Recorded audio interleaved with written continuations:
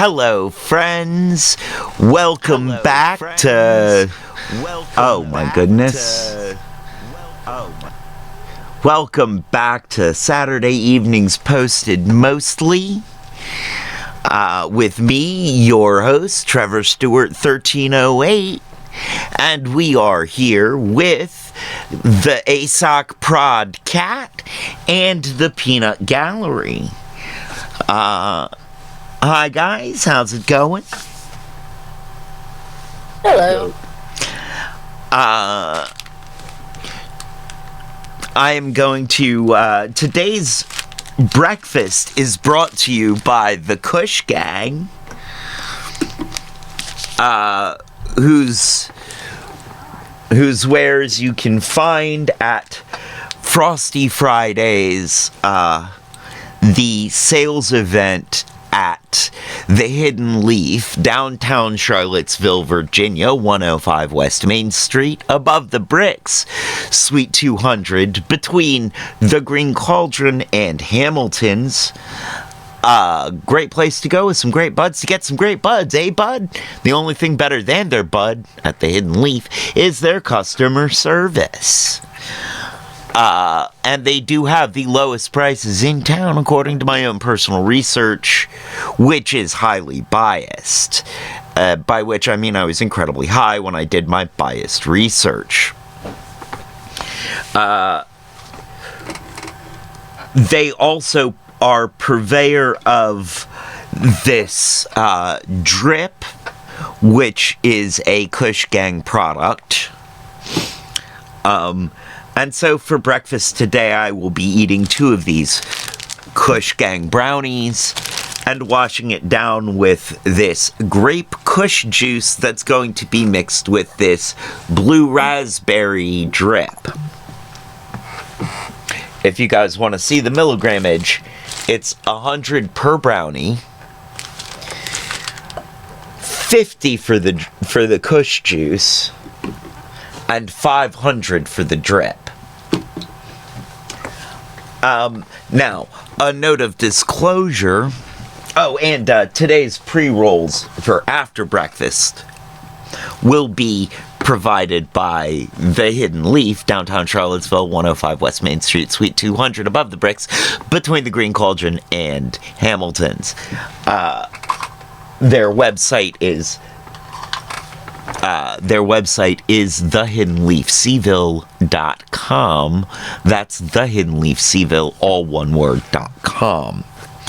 And a note of disclosure, we will be discussing politics here on the show today, as well as expressing our political opinions, which are 100% correct.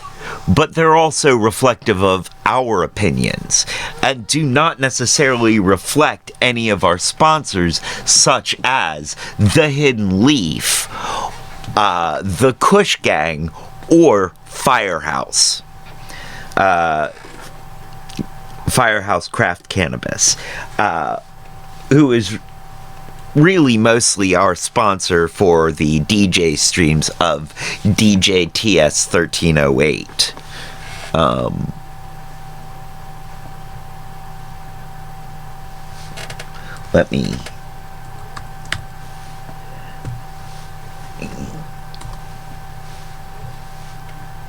Let me give me a shout out there. Just because it's fun. Yes. Yes. So, let's start with one of the... I am really hungry. Like I said, I am hungry. So, these brownies have just been staring me in the face for a few minutes, and I'm like, oh man, I gotta get in on that. So, you guys were taking bets on how many amendments we're gonna get through today, huh? Yeah, kinda. Yes. For those of you who are not aware that this is our ongoing series called The Weekly Constitutional, because we are watching a Leisha Miller video going through her reading of the U.S. Constitution, because the White House had taken the Constitution down off the White House website. And we, along with others, felt that that might be a bit, sus. Sus is the word. Oh, that is deliciously grape. Good.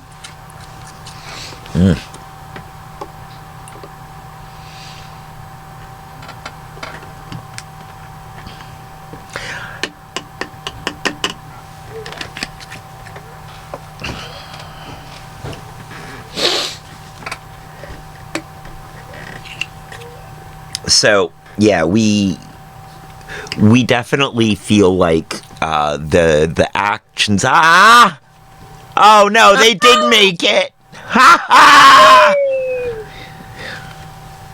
So, Master, when are you headed out?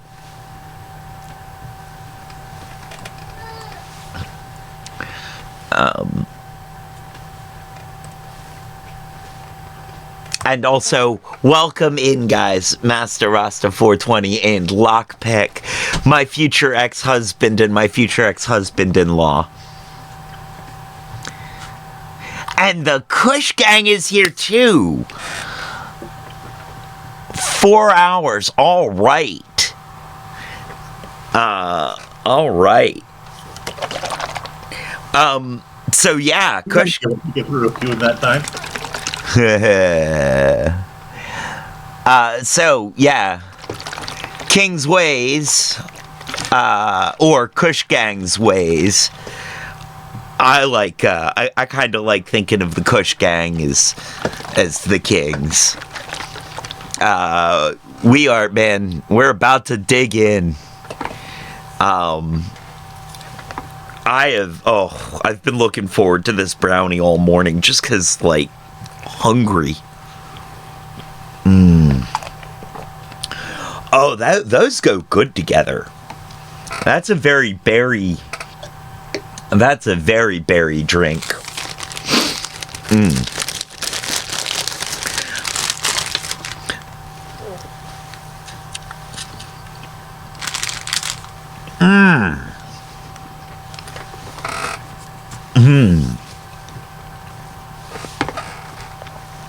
That brownie is so light and fluffy that I feel the need to keep a hand on it to keep it from floating off.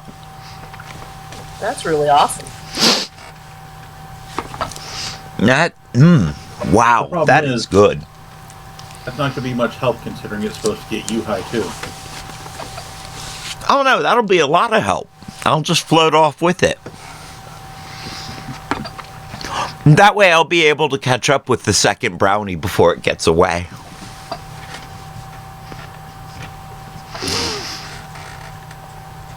Oh my goodness.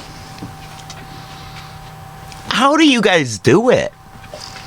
Kush Gang, how do you do it? I mean seriously, how?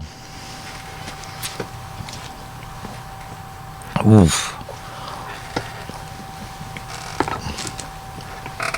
Every time too. I'm always just delighted.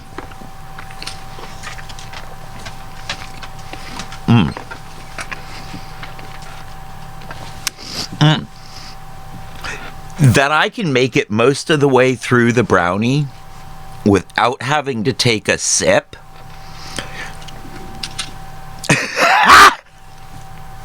Ancient Chinese secret. Oh, I love that. Cheers, guys. Cheers.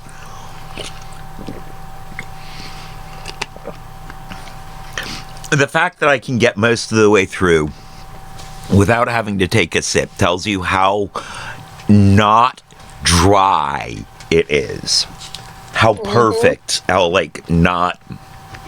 Oh.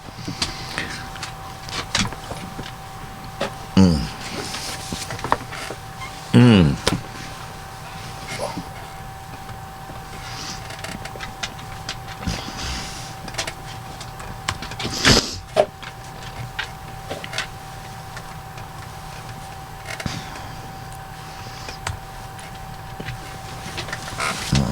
And in a few seconds, I can press enter on the shout out to Master Rasta.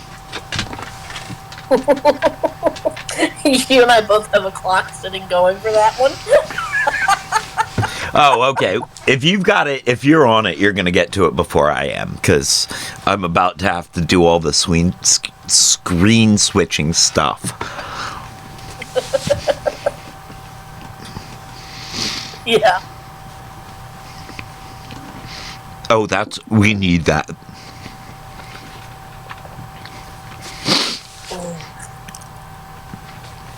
That peanut gallery we need. No. When I say Kush Gang, when I refer to the Kush Gang as kings, what runs through Peanut Gallery's mind is a Vegas-style Elvis with sequin pot leaves on the jumpsuit and a green pompadour.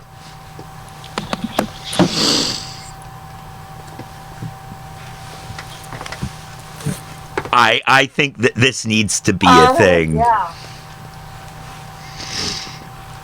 I definitely. I've got to finish drawing the one picture before I get on that picture. That brownie, like, disappeared. That's the point. It's supposed to. Who ate my brownie? Yeah.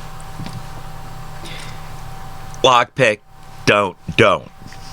I know what just ran through your head. Don't say it.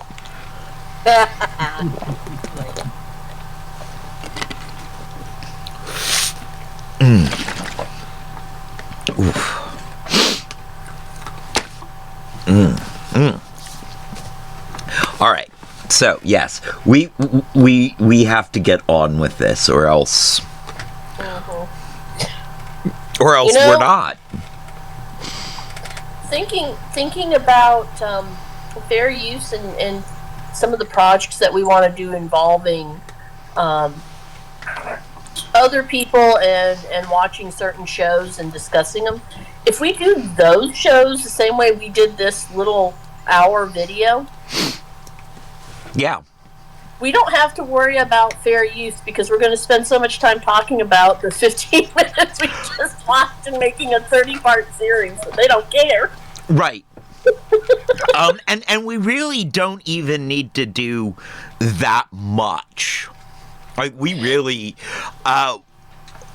because we don't need to do that. But the thing is us. If we do like we normally do, there is no concerns. Right. I've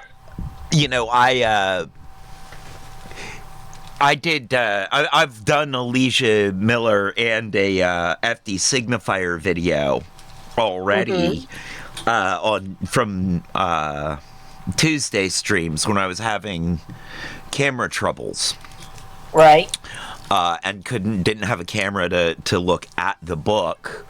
And I wasn't stopping and talking nearly as often as we are. And they didn't flag me at all. But also the fact that I'm putting in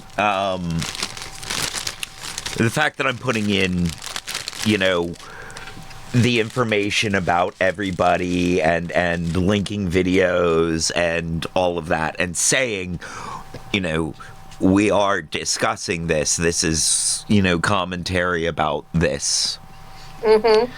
YouTube seems to be having a lot less of a problem with it. Like, they seem to be okay with it. That's good.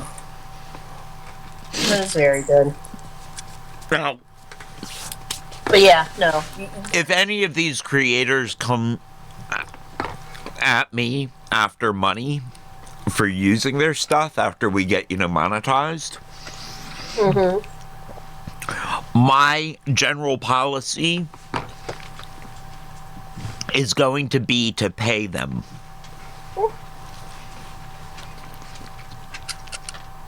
My general policy will be to share the income. That is entirely fair. It wasn't. You know. Yeah, honestly, my thought wasn't for other actual creators. Mm-hmm. My thought was for some of the other projects that we discussed. Mm. And it's like, yeah. You and me and Brock and probably Peanut Gallery sitting there and watching through a portion of whatever show. Oh, we're going to God. get in like 15 minutes. We're going to end up in a 30-minute discussion about it. We're going to watch another 5 minutes of the show, then another discussion, be like, okay, so we're stopping here now. Right. We'll make it through the rest of the episode tomorrow. Maybe. Yeah. That... And that was more the case of we if we do that in our normal style with the discussion, right, we're not going to have to worry about anybody. No, because it's really hard to argue that out of a 2-hour video you guys want you spent an hour and a half discussing things and you only watched 30 minutes. The amount of content that is not the copyrighted content versus the amount of copyrighted content. Mm-hmm.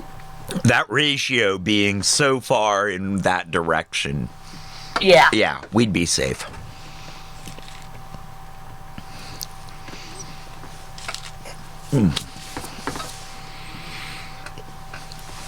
All right. Everybody settled in? You're going to have to hear your stream in Discord so we can hear right. Oh, you're absolutely right. My bad. I'm sorry. Mm-hmm.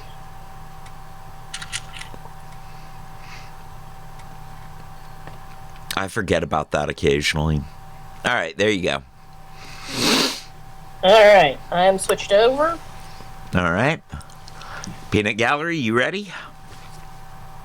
As ever. All right. Ratified 1865. Note that the 13th, 14th, and 15th Amendments were known as the Reconstruction Amendments, and they were passed in the wake of the Civil War.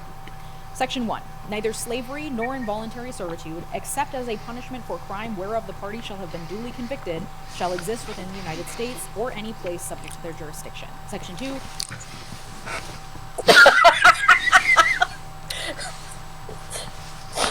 No, that's a big deal, though. It is. It is. It was just a case of the timing of it. The fact that that was the very next one, and we made it to the end of 2 sentences. And I have to stop to say something. Woo. Yes. Slavery is still legal in the United States. Slavery, in the guise of incarceral punishment, and using carceral punishment, incarcerated people for slave labor, is still legally allowed in the United States. And let us not be coy for this. The laws, as they are written and enforced in the United States, are unequally harsh on black people and poor people, but especially black poor people, making it more likely that black poor people will end up incarcerated, therefore enslaved in modern day United States. 2025. And we have a system to make black people slaves again. There is so much wrong with that. That is a tiny, tiny sentence that does so much damage.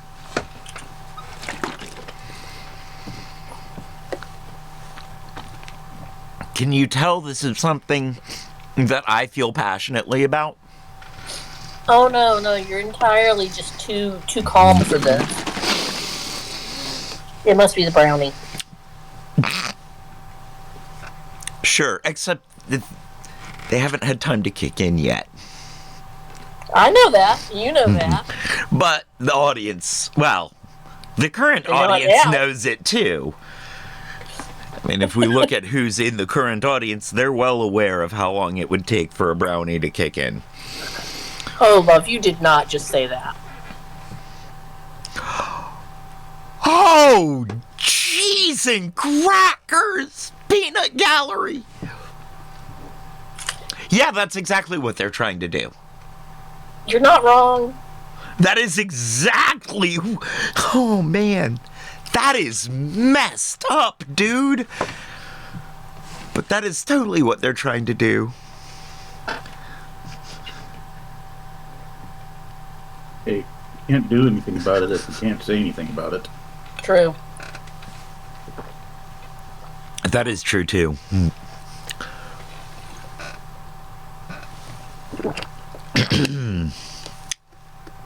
Lockpick says, chugging that bottle a couple of weeks gives us an amazing scale to follow.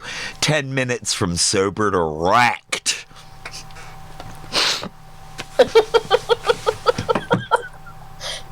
So someone's actually keeping track of this. I have not been. About 10 minutes. All right. That is helpful to know, though, because whenever I'm at the Leaf selling, performing, let us say, low stakes retail, it is helpful to know when I'm upselling the drip. It's helpful to know how long it takes to kick in.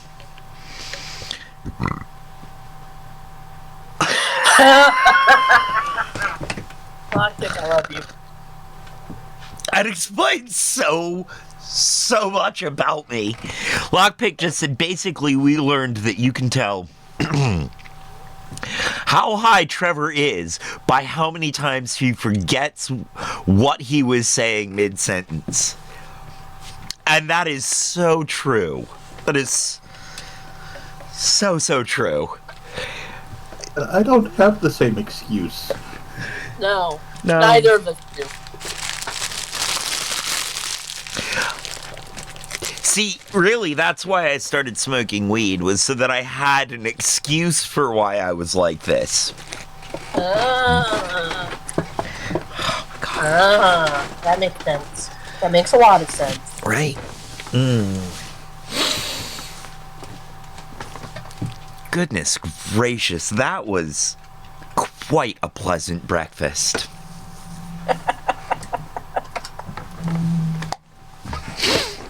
All right, so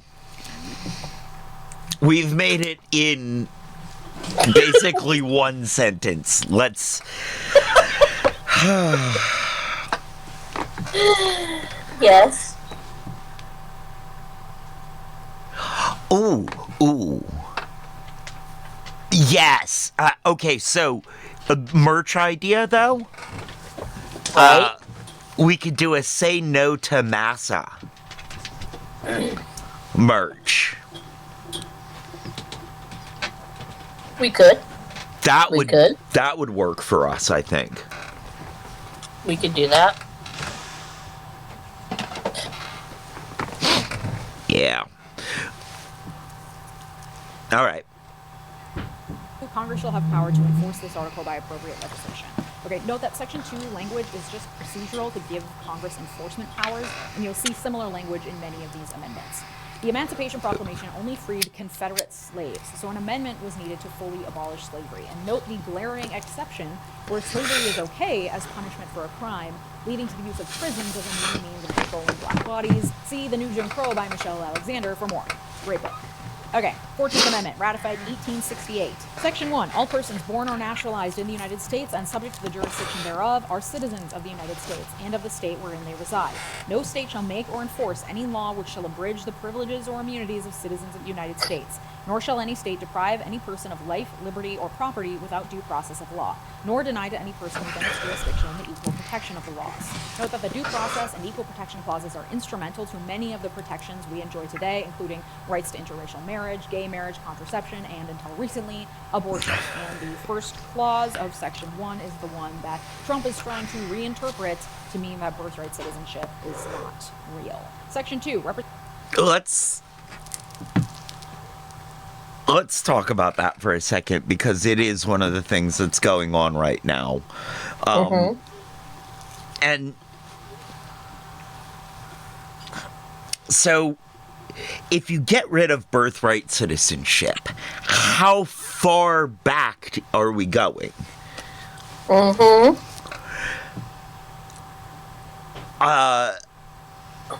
I'm not sure how many people are,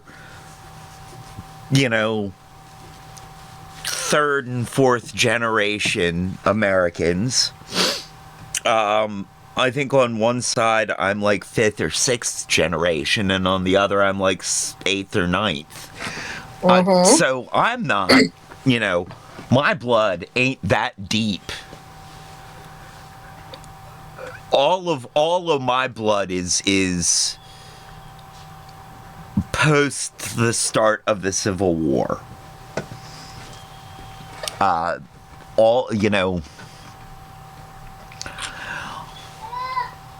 How far back is he looking to go with this? And, so far they've said, a generation, only people who got in on the family visa thing in the last generation, and no one else anymore. You can't just... Now... The phrasing of it is interesting because depending on how his phrasing works out, that would have meant that my mother, if she were still here, would have been technically up for her citizenship being revoked. Because my grandfather, his whole family immigrated early, like 1890, 1910. Right.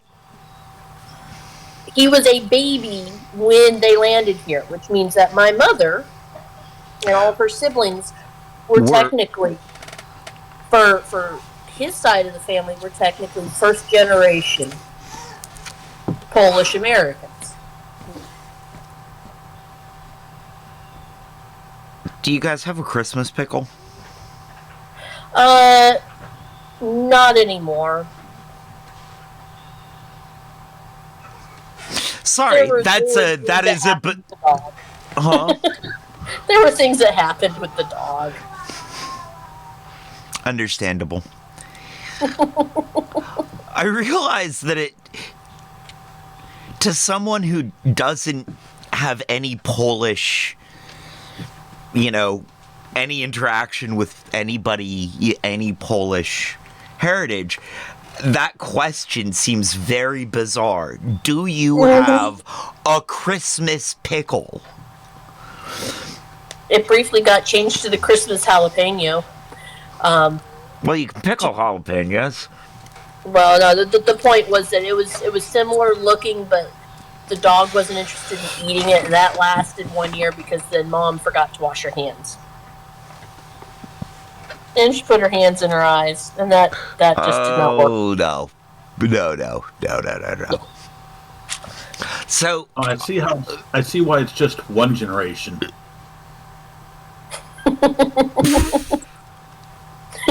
Yes? If it were two generations, that would invalidate our current presidency. Yeah. Exactly! That's the point I was working my way to. Like, so he. That would also, but that would also mean that a bunch of his top cabinet picks would also have to leave. Right. Including that one special government employee. Vivek Ramaswamy? No, the other one. Yeah. Oh, right. That guy. Yeah, because technically, Musker turd. technically, he came over here on a student visa. He got naturalized at some point, but he came over on a student visa. So wouldn't that also fall under that heading?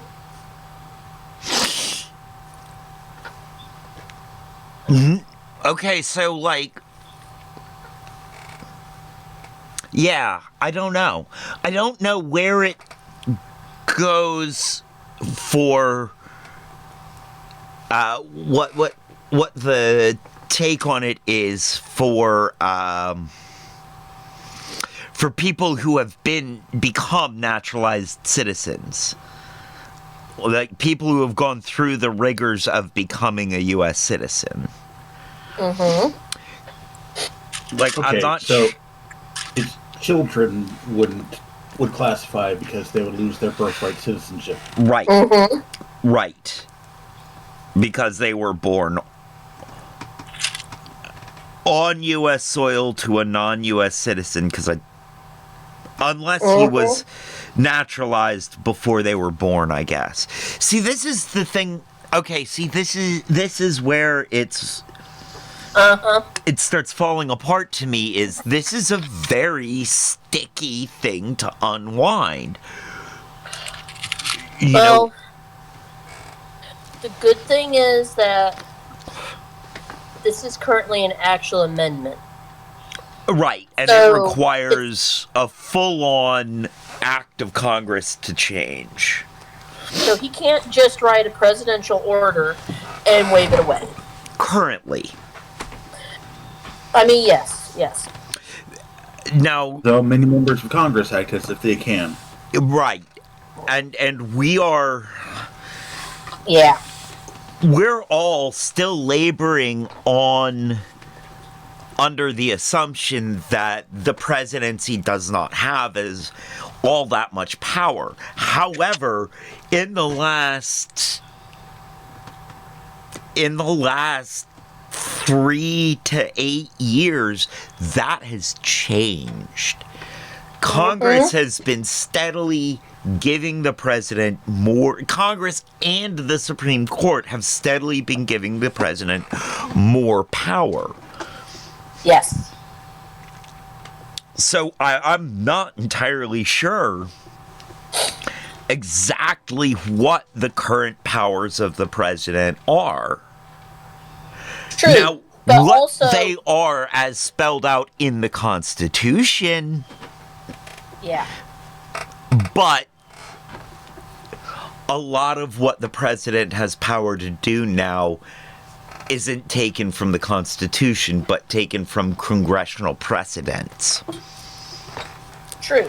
But when it comes down to it, just like a bunch of other places, just because we've done it this way for years, when you go back to what the rule book says, and everybody's hitting the fan, you have to follow the rule book, which means hopefully some of the things that they're it's like he signed like 20, 30 executive orders day one.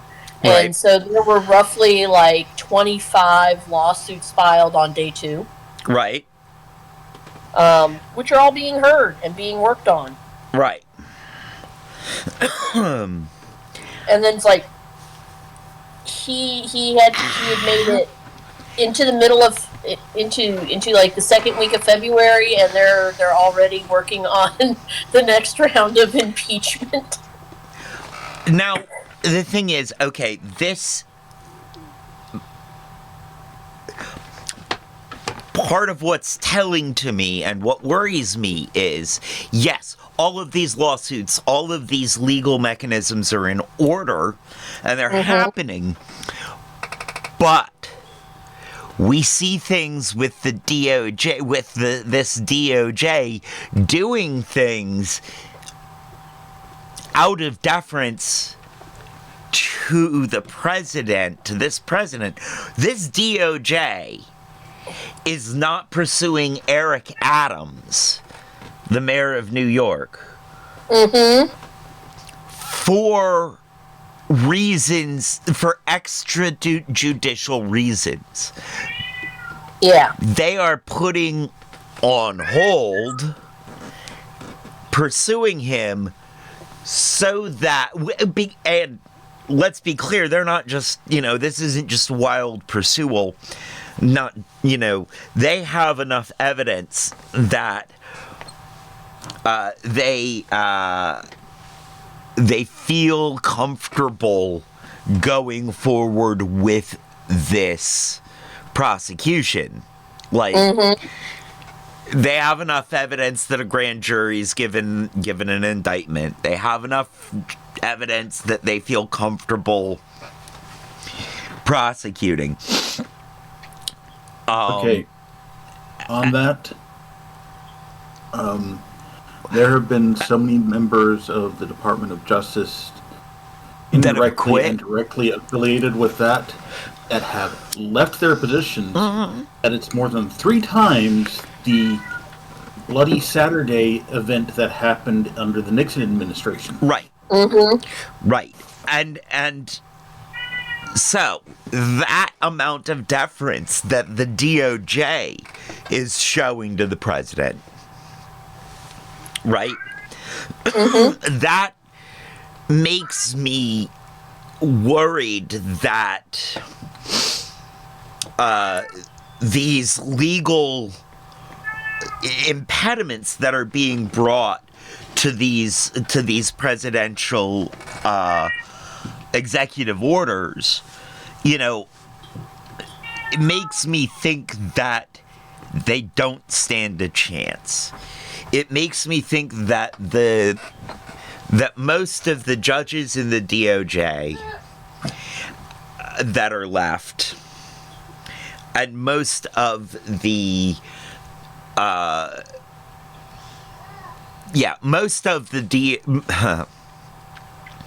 most of the judicial branch is working in deference to Trump. A majority of Congress is working in deference to Trump. And by majority, I do mean simple majority. It's like 51%. Slim margin, but we can't really count on any Republicans to go against Trump in any meaningful way. There is too much threat to their life and well-being. And it's, I think, the same with the legal system, with the judges, with the lawyers, And I think those of us on the left, for now, are safe to continue to voice our opposition and all, because we aren't supposed to be, we're not in the party, we're not of the group, it's not a mandate to stay in line or get out. It's, we're the opposition, so it's okay for us to be the vocal opposition, for now. But anybody on the right who is not towing the line is a target for this very real physical threat. And so these executive orders, while they may only be backed up by a slight increase in overall power of the presidency as granted by congressional precedent, the fact that no one's willing to sort of Oh, heck. You know, I think I've done a very good job of staying on point on this rant. Yes, you have. It was just the fact that I did notice the uptick in getting lost in the sentence all of a sudden. So yeah, this worries me. This worries me. This disillusion of power, of the powers of the other branches, worries me. Mm-hmm. Jeez. All right. I'm gonna hit play. Okay. Representatives shall be apportioned among the several states according to their respective numbers, counting the whole number of persons in each state, excluding Indians not taxed. But when the right to vote at any election for the choice of electors for President and Vice President of the United States, representatives in Congress, the executive and judicial officers of a state, or the members of the legislature thereof, is denied to any of the male inhabitants of such state being 21 years of age and citizens of the United States, or in any way abridged, except for participation in rebellion or other crime, the basis of representation therein shall be reduced in the proportion which the number of such male citizens shall bear to the whole number of male citizens 21 years of age in such state. Section 3.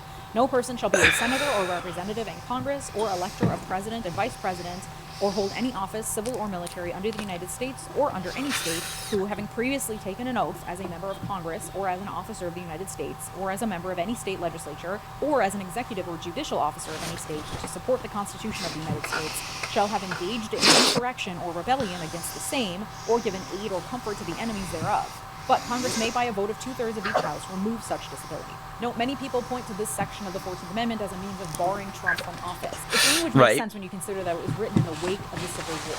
The problem is proving that Trump engaged in insurrection, a task Jack Smith was never allowed to finish, and an issue complicated by the Supreme Court's determination that official acts are immune from prosecution. I like that she calls him Daddy Jack Smith. The debt of the United States authorized by law, including debts incurred for payment of pensions and bounties for services in suppressing insurrection or rebellion, shall not be questioned.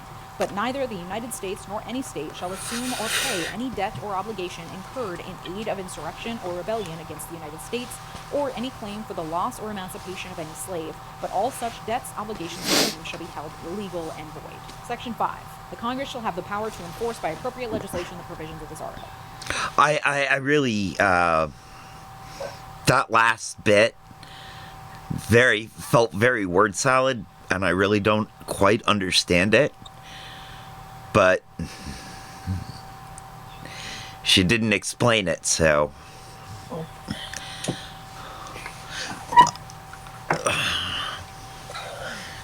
I'm gonna back up and go through that again. Word salad again. You can try and parse it out. For the validity of the public debt of the United States authorized by law, including debts incurred for payment of pensions and bounties for services in suppressing insurrection or rebellion, shall not be questioned. But neither the United States nor any state shall assume or pay any debt or obligation incurred in aid of insurrection or rebellion against the United States, or any claim for the loss or emancipation of any slave, but all such debts, obligations, and claims shall be held illegal and void. Section 5. Okay. Okay, the first part is you don't get to question any debt that the U.S. government takes on. In aid of quelling an insurrection or rebellion.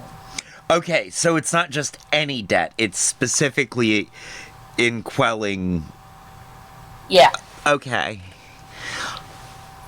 Hi, Jessamy Crystal. Great to see you. Much love. And the second part is, and we won't pay off the debts either.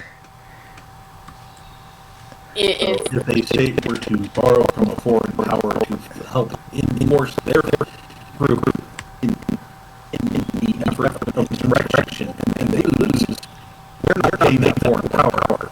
Ah. Okay. And we're not taking your damages.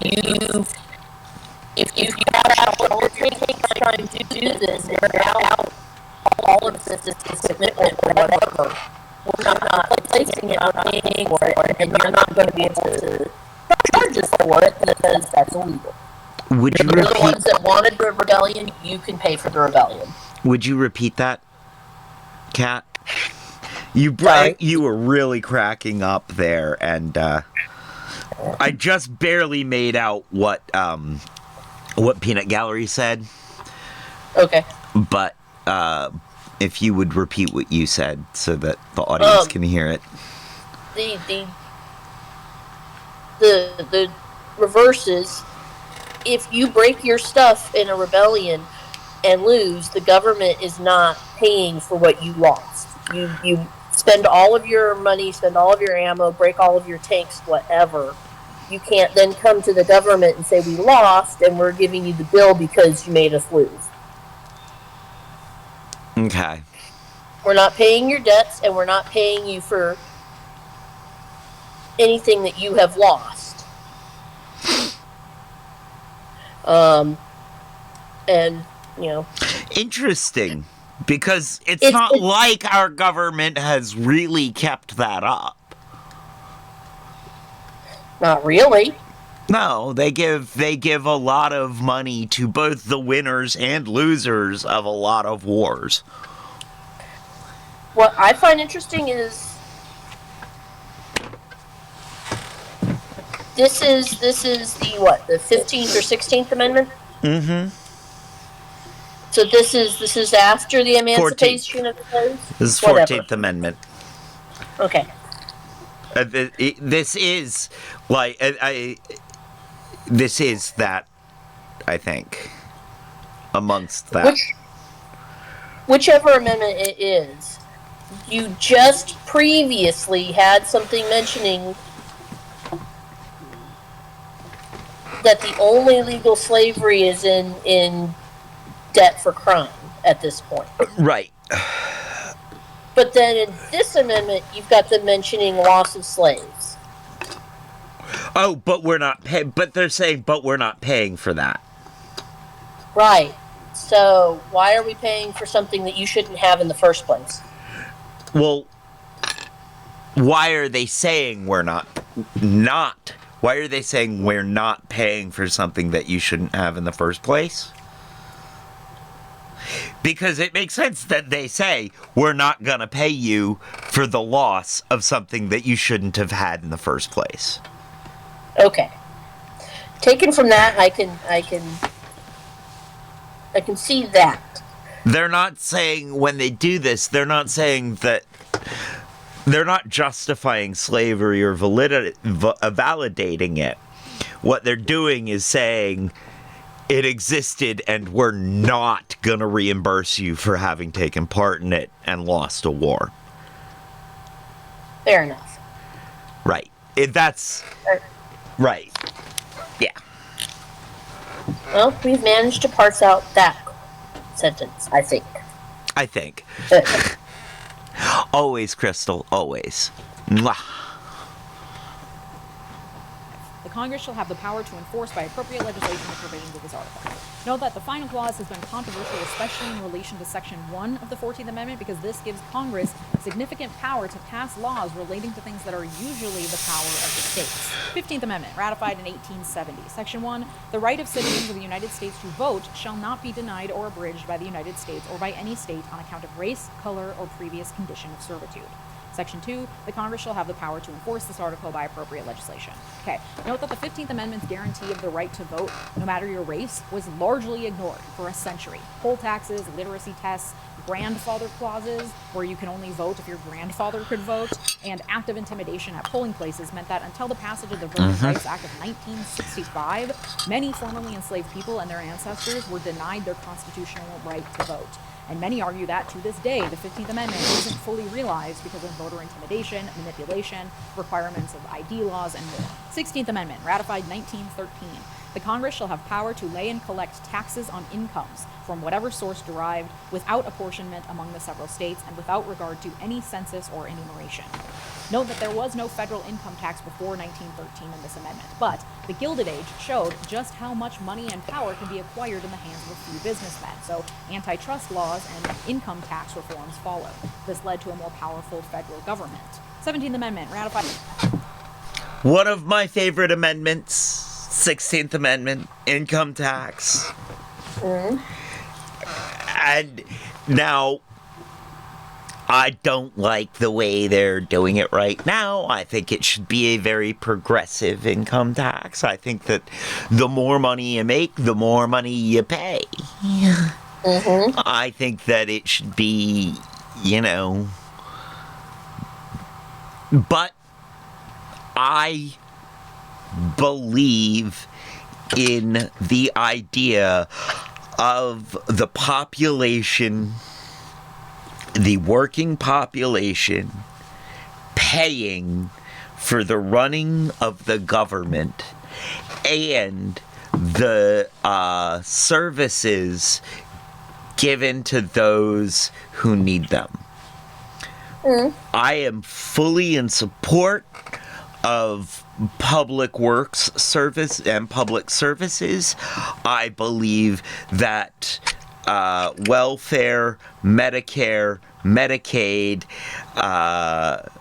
food stamps, housing assistance, and all of the things that are like that are some of the most important work that our government does. And I believe that that's the stuff that should be getting a lot of money. Yes, it should. And I believe that those of us who make a decent amount of money or have a decent amount of money should be paying for that.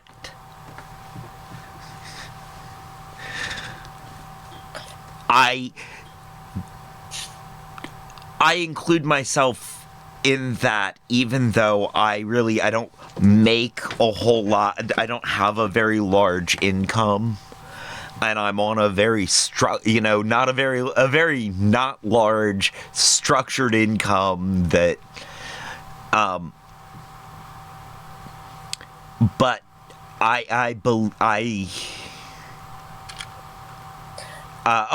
also the income is not from the state. Taxpayers are not paying my income. No. But I very much believe that all of the things that are that go into me getting that income should be taxed. Including, I believe, that income. And it is taxed, both at the federal and state level. I don't pay a whole lot of taxes, but I think it's a good thing that even I pay taxes.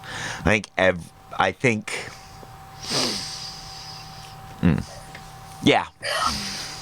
Honestly, I will agree with that up to a point. If you are someone that is on and receiving the limited benefits provided by the state or by the government. Oh, yeah, no, you should not have to pay. Yes, and they tax that. Yeah, no, you shouldn't tax that. I think, and when I say everyone should pay, what I really mean is everyone with a private income stream. Everyone who makes over 10% over living wage should pay at least something. Here's one of my pet peeves about the current tax system. Yes? Once a year, we have to tell the federal government, the federal and state government, right, how much we have made and how much we owe them. And if we don't, they will come after us. If we get it wrong, they will come after us. Right. And what do they check it against? Their exact same records that do that exact thing that they're telling us to do for them. Right. They should tell us. They should know. They should do our taxes for free and send us the bill or the refund. Yes. We should not... Now, we should also be given a period of time to check that against our records and given the opportunity to appeal that and et cetera, et cetera, et cetera. But the direction of responsibility should not be in the direction it is. The arrow of responsibility shouldn't be in the direction it is. The weight of responsibility should be on the government who are receiving the taxes as opposed to the person who is paying the taxes. Yes, I agree. I wholeheartedly agree. And I think that CPAs should basically be, like homework checkers for the government. When you think your taxes are wrong, you hire a CPA to check the government's work. Yes.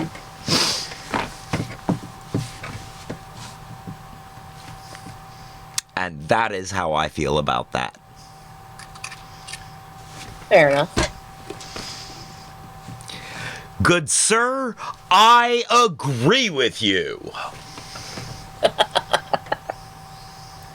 It's kind of hard to have a debate with somebody with a very open mind, isn't it?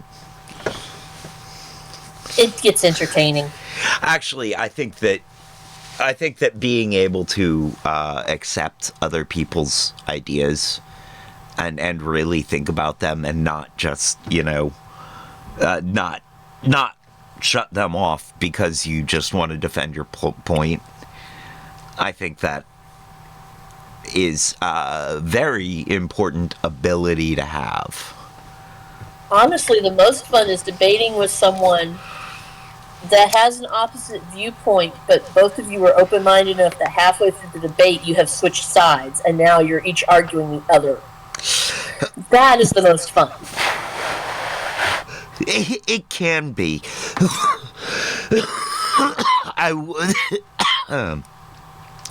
I think that if you're doing that, I think that there are large and important subjects that maybe you don't want to be doing that with. But I think that in the less world-defining subjects, yes, that is fun. I worry that debate culture around the world-defining subjects has caused people to ignore important aspects. I think the problem with debate culture is people are looking at it as a win or lose game when it should be when there shouldn't be a winner or loser. It doesn't need to be a zero-sum game. Yes. The point of the debate is for both sides to learn something and come to a compromise in the middle. Right. Not for one side to take all. Or sides to change and remain intransigent. Yes. Yeah. All right. Duck season, rabbit season, duck season, rabbit season, ruck season, dabbit season, ruck season, dabbit season. Husk season. By 1913, the Senate of the United States shall be composed of 2 senators from each state, elected by the people thereof for 6 years, and each senator shall have 1 vote. The electors in each state shall have the qualifications requisite for electors of the most numerous branch of the state legislatures. When vacancies happen in the representation of any state in the Senate, the executive authority of such state shall issue writs of election to fill such vacancies, provided that the legislature of any state may empower the executive thereof to make temporary appointments until the people fill the vacancies by election as the legislature may direct. This amendment shall not be so construed as to affect the election or term of any senator chosen before it becomes valid as part of the Constitution. Note that before this, state senators were chosen by the state legislatures. This meant that those vying for a Senate seat would get their hands in state legislative elections, so those elections basically became a proxy for Senate elections. So the 17th Amendment removed the state legislature's involvement in senator selection, so state legislatures could have their own free and unbiased elections. 18th Amendment, ratified in 1919. Section 1, after 1 year from the ratification that's of pretty this cool. article, the manufacturer, sale, or transportation of intoxicating liquors within, the importation thereof into, or the exportation thereof from the United States and all territories subject to the jurisdiction thereof for beverage purposes is hereby prohibited. Section 2, the Congress and the several states shall have concurrent power to enforce this article by appropriate legislation. Section 3, this article shall be inoperative unless it shall have been ratified as an amendment to the Constitution by the I legislatures cast of the several F-bomb states as provided at in the this Constitution one. within 7 years from the date of the submission hereof to the states by Congress. I may not This drink, ban the but sale of I liquor, don't but think- not the possession, consumption, or production for one's own I consumption. think it. The 16th Amendment gave the feds Terrifying. income taxes, so they Hey, were less Sarah. reliant on liquor taxes, Thank you for being making here. Prohibition possible, and it would be in place for 13 years until the passage of the 21st Amendment. 19th Amendment, ratified in 1920. The right of citizens of the United States to vote shall not be denied or abridged by the United States or by any state on account of sex.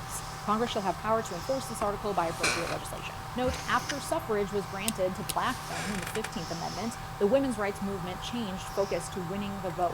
Wyoming was the first territory to guarantee women the right to vote, sending word to Congress on its application for statehood that said, "We will remain out of the Union 100 years rather than come in without the women." And this set a precedent that would later be mirrored nationally in the 19th Amendment. All right, 20th Amendment, ratified in 1933, Section 1. The terms of the President and the Vice President shall end at noon on the 20th day of January, and the terms of Senators and Representatives at noon on the 3rd day of January of the years in which such terms would have ended if this article had not been ratified, and the terms of their successors shall then begin. Section 2. The Congress shall assemble at least once in every year, and such meetings shall begin at noon on the 3rd day of January unless they shall by law appoint a different day. Section 3. If at the time fixed for the beginning of the term of the President-elect shall have died, the Vice President-elect shall become President. If a President shall not have been chosen before the time fixed for the beginning of his term, or if the President-elect shall have failed to qualify, then the Vice President-elect shall act as President until the President shall have qualified. And the Congress may by law provide for the case wherein neither a President-elect nor a Vice President shall have qualified, declaring who shall then act as President, or the manner in which one who is to act shall be selected, and such person shall act accordingly until a President or Vice President shall have qualified. Section 4. The Congress may by law provide for the case of the death of any of the persons from whom the House of Representatives may choose a president whenever the right of choice shall have devolved upon them, and for the case of the death of any of the persons from whom the Senate may choose a vice president whenever the right of choice shall have devolved upon them.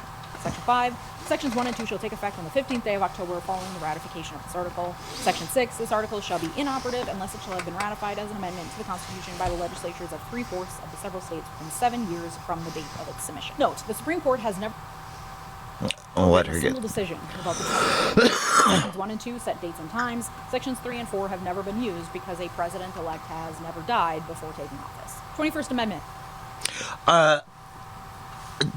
I feel like we blew past women's suffrage there. Wyoming. I was expecting that.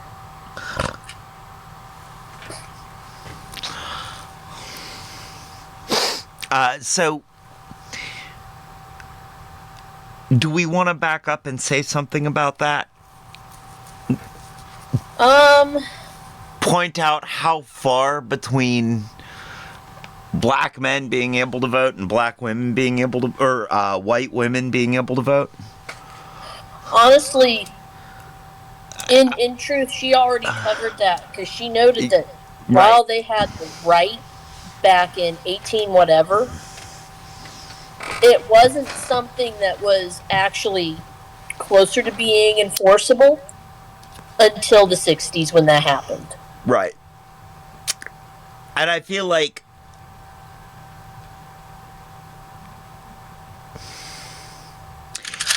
I feel like it's one of those telltale little things that shows how absolutely sexist the United States really is at its core.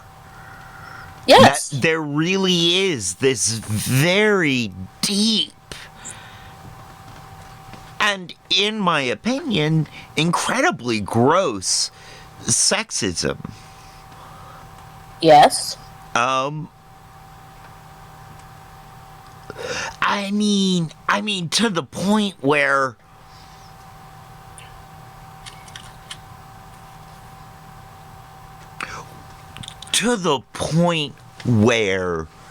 the Democrats can't win with a hardline law and order woman versus a proven failure. Yes. It's... Americans will vote for an incompetent and old white man every time over honestly, it's over any female. Right. Over any woman, even one who is winner of the Respectability Politics Olympics. Right. You know? In a day and age where cancel culture is as big as it is, and you are held accountable and treated very harshly over things that you have said and done in the past, right, celebrity-wise or otherwise, the fact that the sheer number of people looked at things that were said publicly and brushed it off because he was a guy and not, and that was preferable for office, right, is just astounding and very, very, very sad. Very sad. It very much is. Yeah, it's and worrisome. I mean, it is worrisome. It worries me that most of this country would rather burn itself down. It would rather self-immolate than vote for a woman. Than have a woman run things.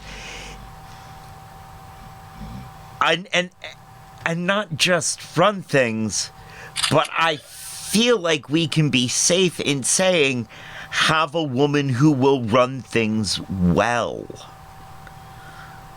You know, an exceptionally talented woman is still not preferable to an incredibly inept man. Yeah. And it is, I think that is terrifying. I think that sets a terrifying precedent for our world, much less our country. I mean, our country is, but it is also upsetting and terrifying that we haven't learned the lesson of prohibition.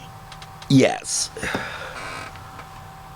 Yes, it is. We've got two separate constitutional amendments. One that tried to legislate what was effectively religious morality,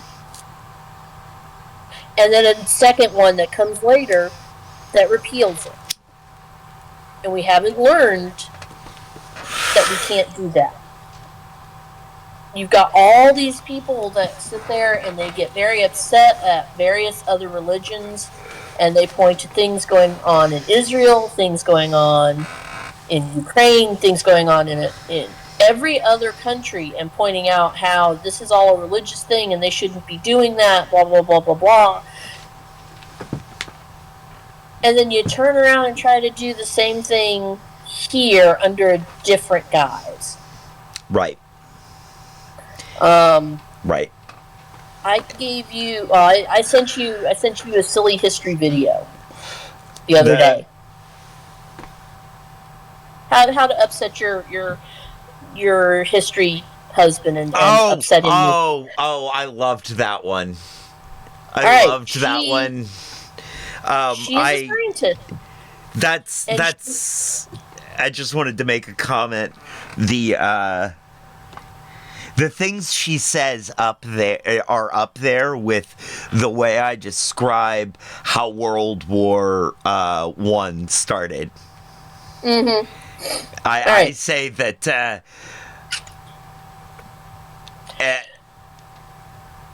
Archduke got hungry and shot a turkey. Yes. That for some reason. How did that start World War I? I don't know, but Archduke got hungry and shot a turkey in France. Mm-hmm. And the history people look at you and they give you the side-eye glare and go, "That's not exactly right." That's not funny, and I go, "Yeah, it's hilarious, actually." Right. It's only funny because I do know what happened. Mm-hmm. But so anyway. She is a scientist. She's been doing a series of different videos, and one of the ones that I watched recently, kind of checking on how she does her research and stuff. So she's got an entire video about how we ended up with birth control with the pill. I am interested in this. And the fact that it was tested in Puerto Rico, in territories, for various reasons. I don't like the way that various reasons sounds. You shouldn't, because the way they went about it was very similar to what they were doing with on the Planned native Parenthood? reservations. On the native reservations back in the 40s, 50s, and 60s. That too is quite yuck. Yes, it is. I mean, also the fact that Planned Parenthood was started by a eugenicist is mentioned. That is also kind of yuck. I really do like what Planned Parenthood does these days. I just don't like how it started. No. It was all right, like pretty much everything else that we have in America. It was started for a wrong reason, and people have managed to go, we're not doing that anymore, and we're going to do this thing and give it a good reason. Yep. And Graham was I'm dropping my F-bomb. Yes? Graham was a fucking cracker. Yes. F-bomb. The Graham that made Graham's crackers was only interested in white people's health. Yes. He was a horrible, racist, awful piece of crap.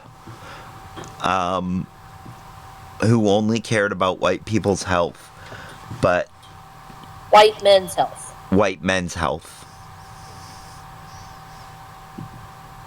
But then they started mixing honey into Graham's crackers and sweetened that whole thing up. And it had nothing to do with Graham. Mm-hmm.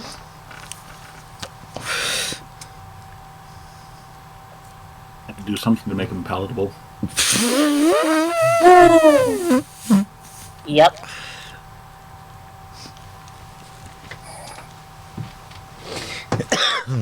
All right, before we move on, today's pre-rolls brought to you by the Hidden Leaf. Downtown Charlottesville, Virginia, on the Downtown Mall, 105 West Main Street, Suite 200, above the bricks, between the Green Cauldron and Hamilton's. a great place to go with some great buds to get some great buds, eh, bud? And the only thing better than their bud is their customer service. And they have the lowest prices in town, according to my own personal, highly biased research, by which I mean I was incredibly high when I did my biased research.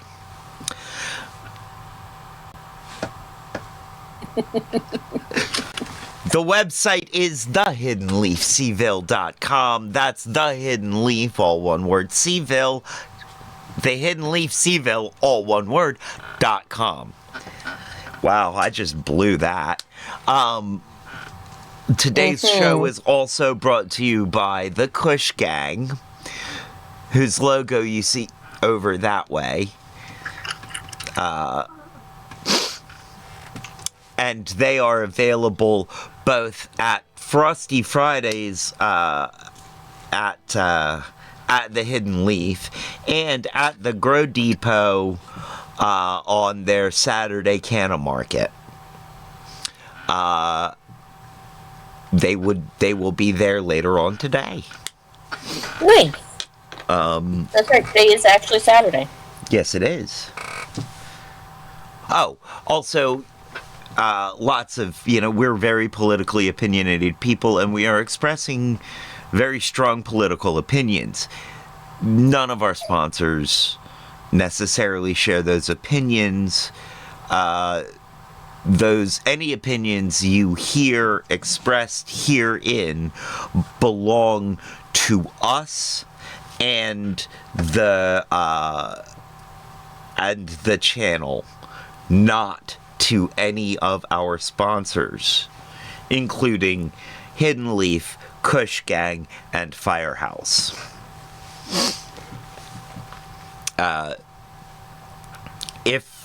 If they have opinions, I will let them express their opinions. Really, I believe that I can safely say that the Kush Gang's real big opinion is that food is to be enjoyed. I think that's a safe thing to express on their behalf. And what I can definitely say is I enjoy their food. Those brownies were so fluffy. Oh my goodness.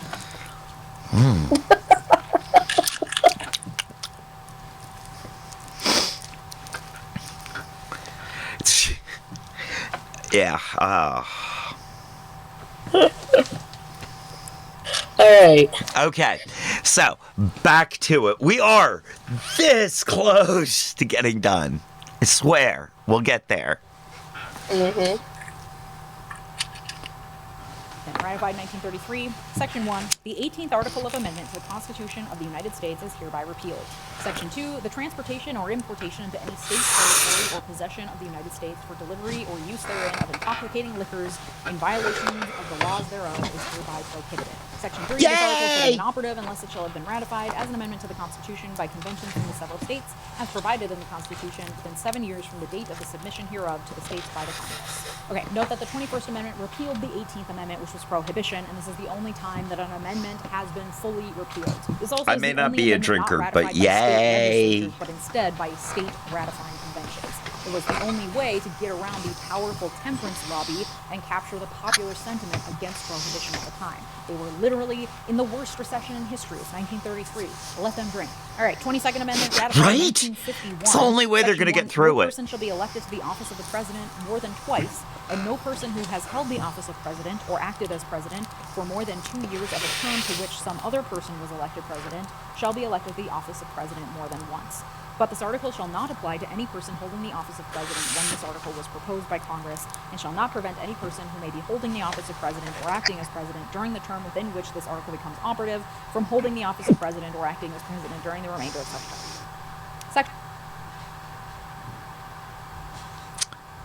51. Just to make sure that it finally got ratified so that it wasn't going to be ratified as a punitive measure against someone Congress did not like. Right. Mm-hmm. Thank you for that bit of context. I appreciate that, because that's something that's vaguely in the memory banks, but I was not going to be able to call it up. Section 2. This article shall be inoperative unless it shall have been ratified as an amendment to the Constitution by the legislatures of 3/4 of the several states within 7 years from the date of its submission to the states by the Congress. So, prior to the 22nd Amendment, there was no term limit for presidents. George Washington retired after 2 terms, and that set an unwritten convention that lasted 150 years. During World War II, the crisis of the war was considered validation for Roosevelt to run for a 3rd term and then a 4th term. After World War II, fears of executive tyranny motivated Congress to pass the 22nd Amendment. At the time of filming right now, members of Congress are attempting to amend the Constitution again so Trump can have a 3rd term. So, what were you... Do you want to elaborate some on what you said about... said about that? Like, who was it that it... Was it Roosevelt that they were afraid of keeping? Or... Like, what was the... Do you remember any more about that tidbit of information? What tidbit are we talking about here? The, that last amendment. And that they did it because it was somebody that they didn't like. No, they did it to prevent it from being ratified as a punitive measure. Oh, okay. Oh. Because the fact that it doesn't apply to somebody sitting right now, so they couldn't just ratify it and then say, "Oh, you've been here too long, go away." They had to wait for the term to actually finish. Okay. Okay. Because they're well aware of the fact that it may take years for the individual states to ratify the actual amendment. So, when it was to come into effect, they had no control over whether or not the person in the White House was liked by the people in power. Okay. Okay. Thank you. Thank you for clarifying. I apparently went down the wrong direction with that. That's fair. I mean, yeah, no, it came into being. What? So she very clearly said it came into being because they were really concerned that he was going to stick around. Right. Right. I mean, because he had just won 4 times, right? Right. And it's like, well, we're beginning to have a bit of a... And to me, it's really surprising that precedent lasted that long. You know? It really is surprising to me that no one else...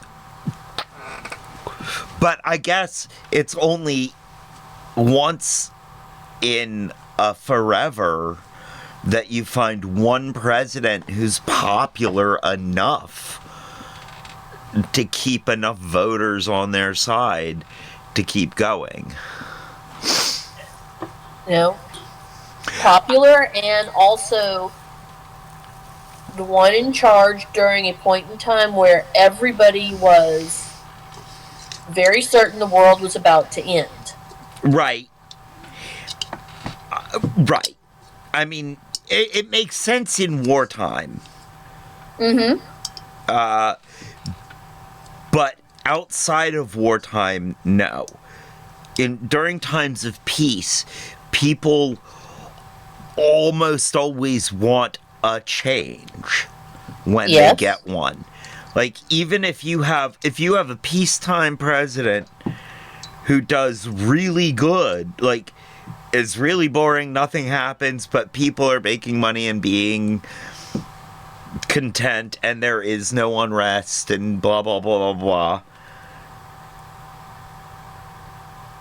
people will still vote for a change. Yep.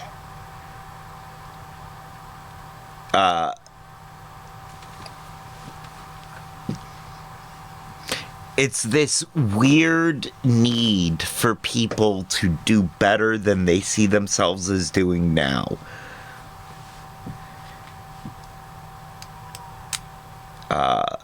And more than that, I think it's a very American thing. Mm-hmm. You know, we are a nation built on achievement. That is what we're driven to do. For a long, long time, we were built on manifest destiny. Mm-hmm. It was our God-given right to take this wild land. Yep.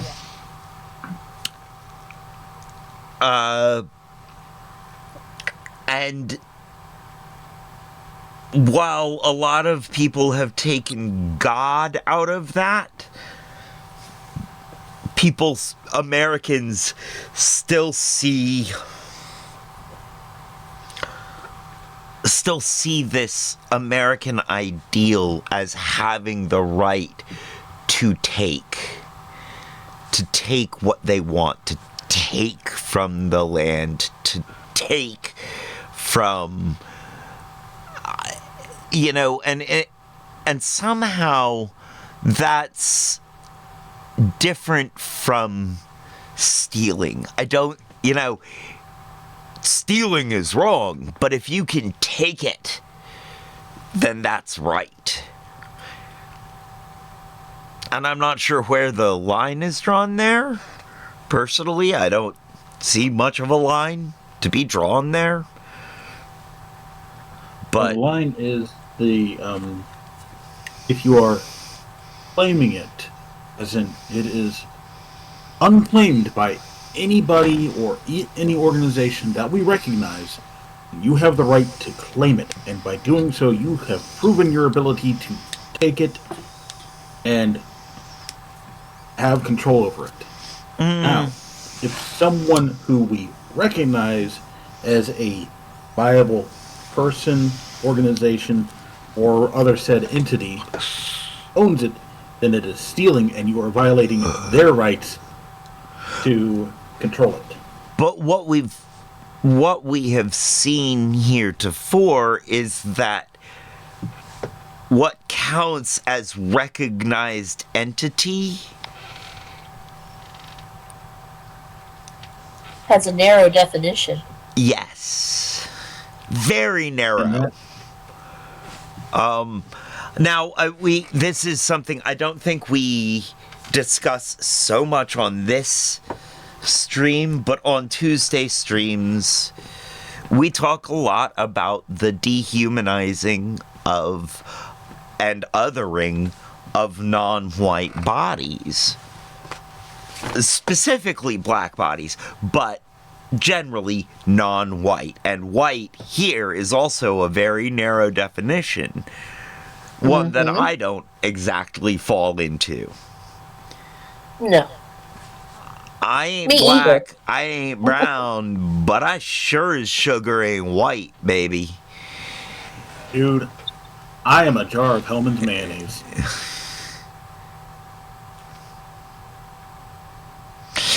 Yeah, lighter than white bread. But you have leftist tendencies, so you're on the watch list, buddy. Be careful. You better be careful. You may lose your white man card.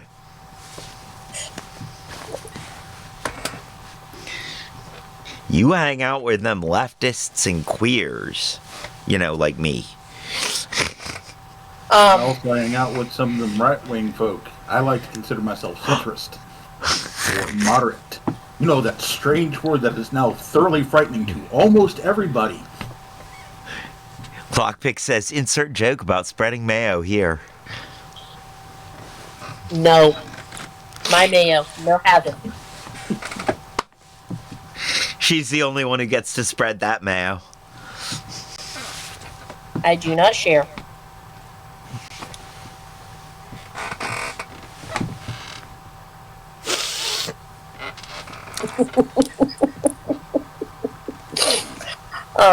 You guys are so cute. You guys are so cute. To go along with your definitions there, I'm going to point out something that kind of got passed over in one of the earlier amendments. When they were talking about voting and who gets to pick votes. Right.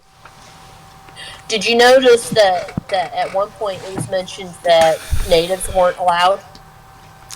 Yeah.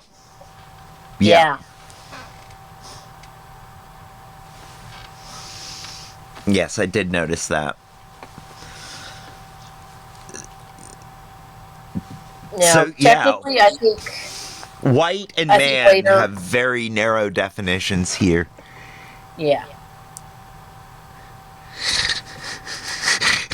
Lockpick says, at Cat, are your hands steady? Do you know how a camera works? I have an idea here.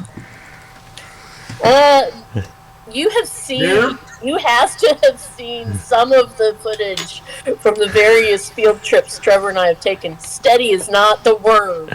No, we don't go for a steady cam look. We go for an unsteady cam look. Luckily, she's the one camera person who doesn't shoot belly forward. Like, a lot of my camera people shoot low at the belly height, and all of a sudden my belly precedes me by like 3 feet. It's uncomfortable. No, I am just more likely to be the distracted camera person who's following along and like, oh look, there's something shiny over there, and wander off in the middle of something. Right. I'm in the middle of an interview and the camera wanders off to look at a knife. I haven't quite done that bad, but it has been so close at some point. Right. Lockpick says, in quotes, let me put it this way, I was the main camera operator in the Blair Witch Project. Oh good, you've been discovered at last. Yeah, kinda. No, I think he was... Yeah, never mind.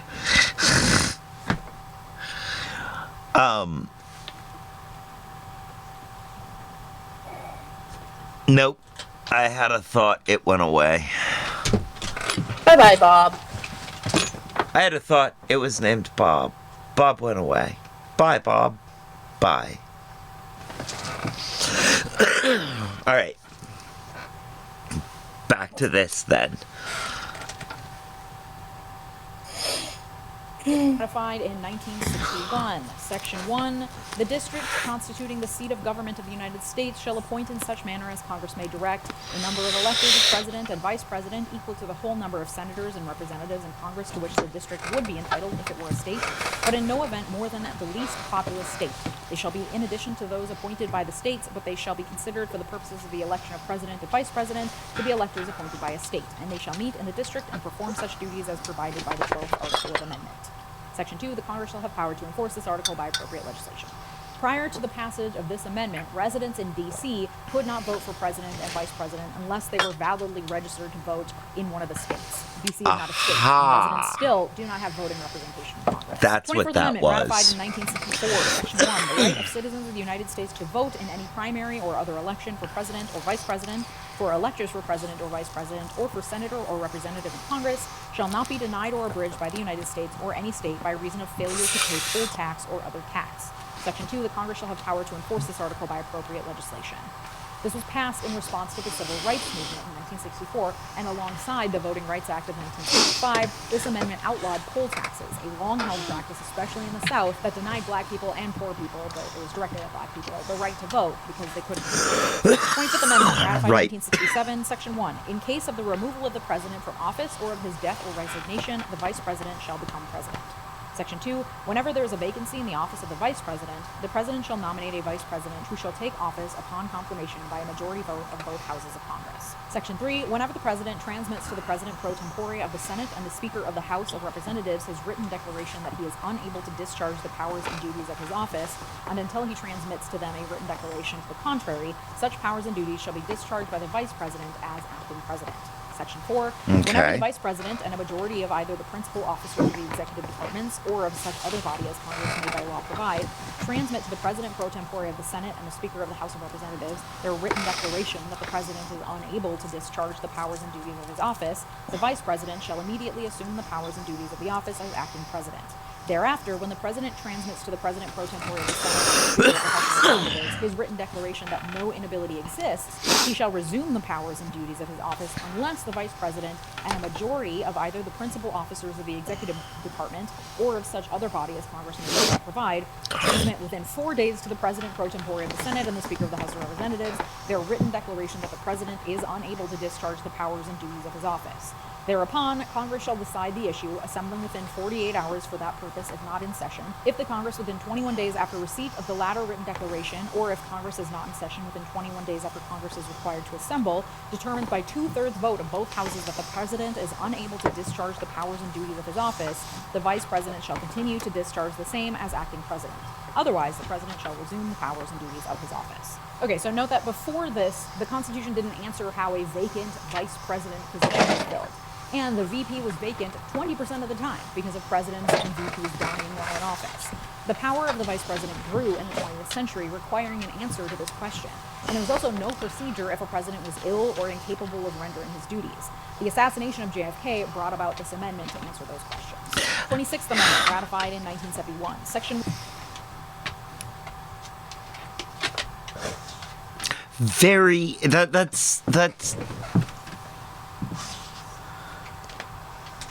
That is very interesting.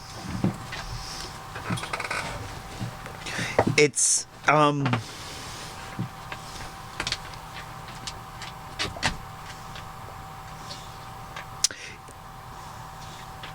mean, I realize that it's all just temporary stuff put in place, you know, to hold us over until the next election.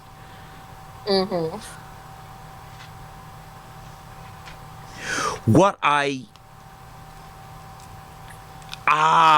Okay, and here's why. Here is why. It's because we want our elections to happen on the regularly scheduled times. So we know decades ahead of time, a century ahead of time, what day an election is going to be. You know, so that it is a defined thing.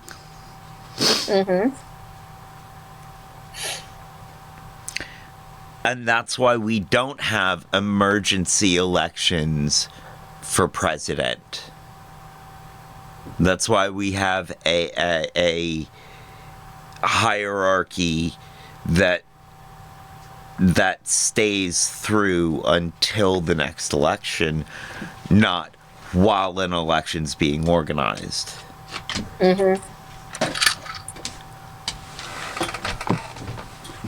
And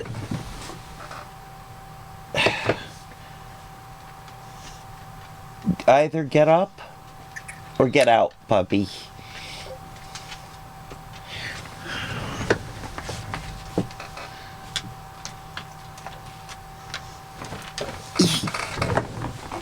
You can't decide which direction to go.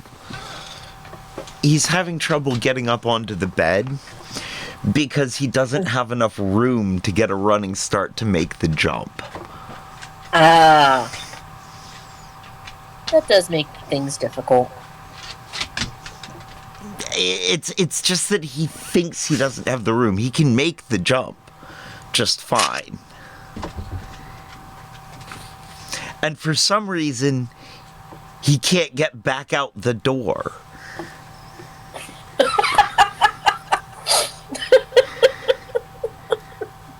Really? Yeah, it probably is a little closed because I kind of closed it to get to where I hang my shirt up. Mm-hmm. So, crime eminently, puppy. No. Cheese and crackers. You are just going to be complicated, aren't you? Yes. Get up there. Up. He has been learning well from the cat.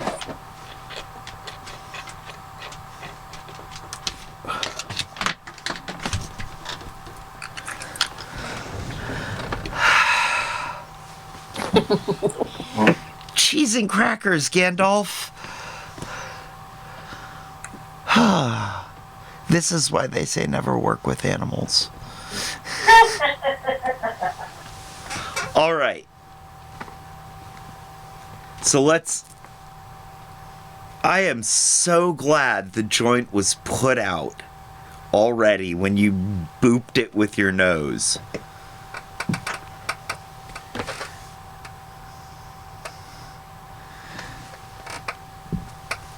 Okay.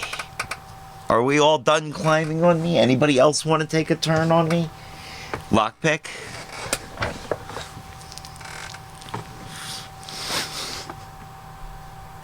One, the right of citizens of the United States who are 18 years of age or older to vote shall not be denied or abridged by the United States or by any state on account of age. Section 2, the Congress shall have power to enforce this article by appropriate legislation. Note that this was passed at the height of the Vietnam War. Many thought that if an 18-year-old kid could fight and die for their country, they ought to be able to vote too. This also prohibits the denial of voting rights for the elderly, an issue that's becoming more notable as more and more octogenarians remain in office and continue to vote against what younger generations consider to be their best interests. And of finally, course you do, Lockpick. You can do anything to the joint you want. Law varying the compensation for the services of the senators and representatives and I'll apply the burn cream. An election of representatives shall have intervened.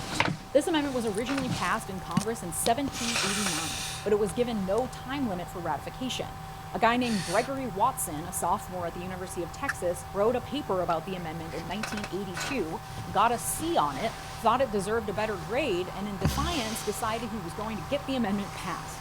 The audacity of one man led to the passage of the 27th Amendment. I'm serious, you can read more at the National Constitution Center. In fact, you can read a ton more at the National Constitution Center, which I highly recommend. I was hitting on Lockpick. What was that? Our editorial could fight for their country, they ought to be able to vote too. This also prohibits the denial of voting rights for the elderly, an issue that's becoming more notable as more and more octogenarians remain in office and continue to vote against what younger generations consider to be their best interests. And finally, the 27th Amendment, ratified in 1992. No law varying the compensation for the services of the senators and representatives shall take effect until an election of representatives shall have intervened. This amendment was originally passed in Congress in 1789, but it was given no time limit for ratification. A guy named Gregory Watson, a sophomore at the University of Texas, wrote a paper about the amendment in 1982, got a C on it, thought it deserved a better grade, and in defiance decided he was going to get the amendment passed. The audacity of one man led to the passage of the 27th Amendment. I'm serious, you can read more at the National Constitution Center. In fact, you can read more at the National Constitution Center. That is really not and that much of a thing. Editorialized reading of the U.S. Constitution. I'm exhausted. I bet you are too. But I hope you've learned something.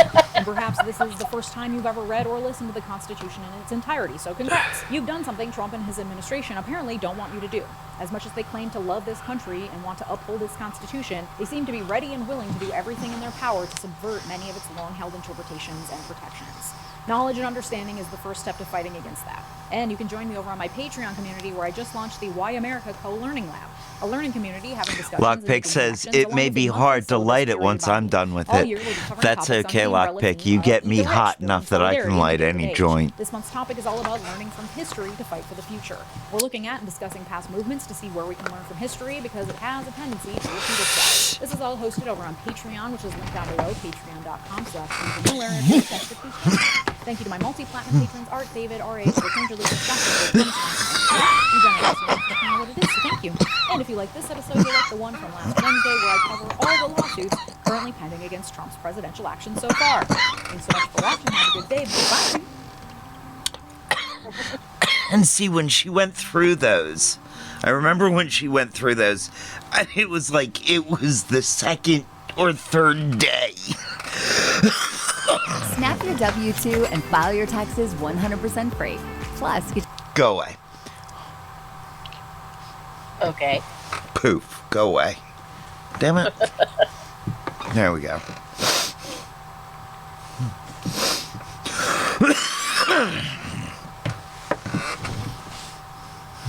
Okay. So out of the group of videos on this screen, only one of them is not a channel that I'm subscribed to. Can you guess which one? The one with the apes. Casual Geographic?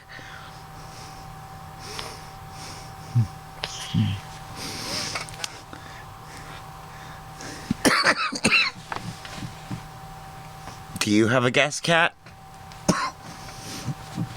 No, honestly, I'm gonna guess it's the dating one, but I could be wrong. Too Depressed to Laugh. Yes, I do not follow that channel, and I have never watched one of their bit videos. But the rest of them are channels that I'm subscribed to. Emma Thorne, I follow here on Twitch. I occasionally lurk in her Twitch stream. I think she goes by she, they. She might just go by she. Blowing up the videos so that I can actually read what's on there as opposed to the small screen that it was on. Oh, yeah, that I helps. see that you might occasionally have a problem with Cody as well. Cody. Little sock Muppet thing. Oh!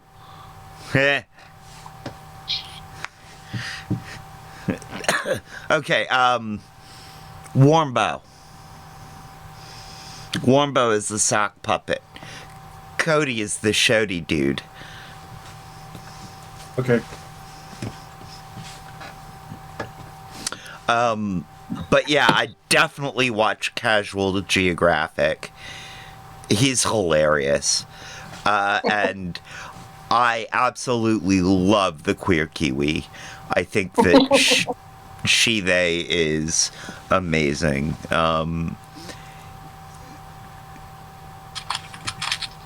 Yeah. She talks about stuff that I feel comfortable there. I feel seen, I feel heard, I feel comfortable. And Russell Howard is hilarious. And I love the fact that one of his best friends is Greta Thunberg. Oh. Yeah, they hang out together. Like, they hang out together on the regular. They're buddies. I think it is one of the cutest friendships I have ever seen. And Russell Howard is pretty hilarious. I think he's what edgy comedy can look like. You know? Okay. He's definitely not, he's not a clean comic. And he's edgy. He's edgy. But he's not edgy bad. He's not edgy. He's not like edgelord edgy. He doesn't say stuff just to be edgy. And while he makes fun of everyone, and everyone, he does it lovingly with the people who deserve it. Like, Yeah, his humor is not... He doesn't... I'm not going to say he doesn't punch down, because I feel like I've seen or heard a trans joke here or there, but they're funny, and they aren't offensive to trans people. It's not, like, they're not offensive. They're... And he certainly rips harder on white men than anyone else, really. On the right wing. He's edgy comedy done well. Okay. And in that way, he doesn't, I guess one of the things he doesn't do is he doesn't give anyone a free pass. You know, everyone's going to get the scrutiny. Mm-hmm. That was the word I was looking for earlier. Scrutiny. Ha We have found the word. Cheese and crackers. Right. We're finding words. Go eat another brownie. It means the brownies are kicking in. He applies the same level of scrutiny across everyone.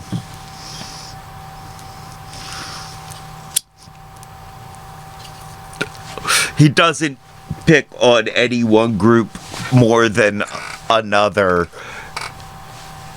that haven't earned it. You know? You earn him making fun of you, he's gonna make fun of you. Mm-hmm. Well, alright, friends. That's been the show. Yes, it has. We made it through the Leisha Miller editorial reading of the Constitution. It took us 4 tries, but we got there.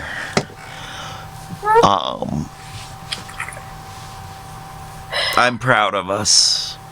So am I.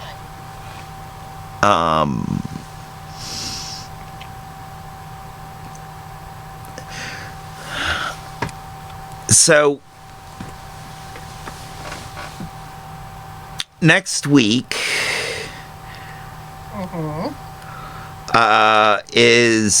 we are gonna watch your legal video and discuss that and possibly talk a bit about the video game voice actor strike. Okay.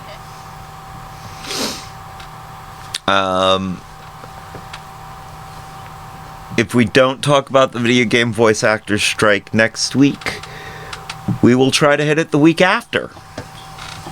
Fair enough. And that, friends, is where we are at. Thank you out there for joining us in Viewerland. Thank you, Kat. Thank you, Peanut Gallery. Stick around for the raid. Thank you for joining us. Thank you for being here. Lockpick, Sarah, S.K. Halen, Just Be Crystal, Master Rasta, Kush Gang, King's Ways, and yeah, that's all of us. Thank you everyone for joining us. Stick around for the raid, and now is the time on the show when I say, as they say around here, 2 up, 2 down. VA, double deuces. We're out, y'all.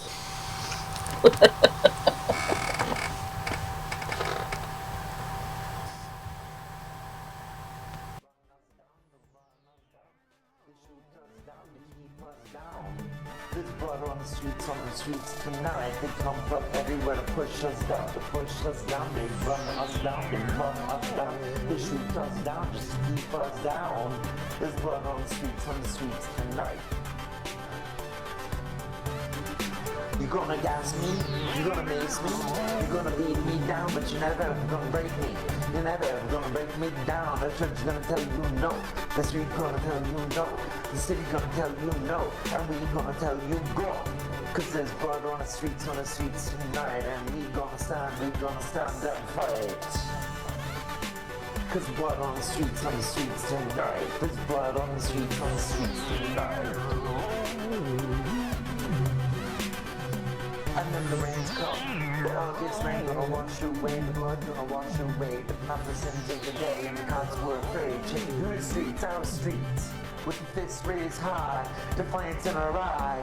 And when the shit came down and the peace gave way, Seville joined the bloody fray. Cause freedom ain't free, you gotta fight for peace. Life ain't cheap, blood is the fee. They choose the price we gonna pay. Cause blood on the streets tonight. There's blood on the streets tonight. So what you gonna do? Fight. Do you know what's right? Through generations of oppression, segregation, and violent degradation, we stand up for our rights, and we won't lose sight of the equality for which we fight. Do you know what's right? Through generations of oppression, segregation, and violent degradation, we stand up for our right, and we won't lose sight of the equality for which we fight. Do you know what's right? Through generations of oppression, segregation, and violent degradation, we stand up for our right, and we won't lose sight of the equality for which we fight. Cause there's blood on the streets tonight. There's blood on the streets tonight.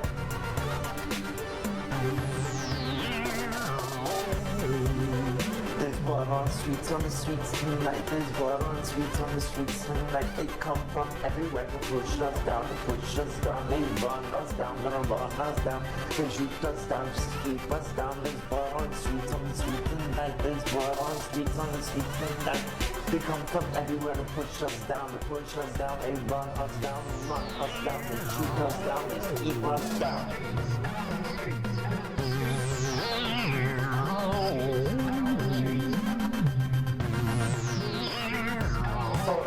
1, 2, what went down in the 4, 3, 4?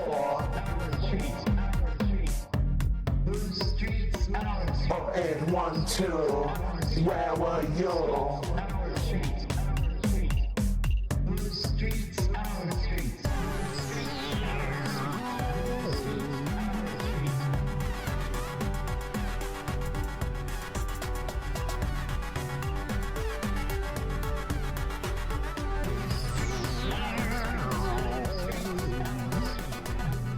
Invaded by hatred, puts to face our fears, cause we wanted our tears. This is a call to action, not a call to kill, but you can't stand still.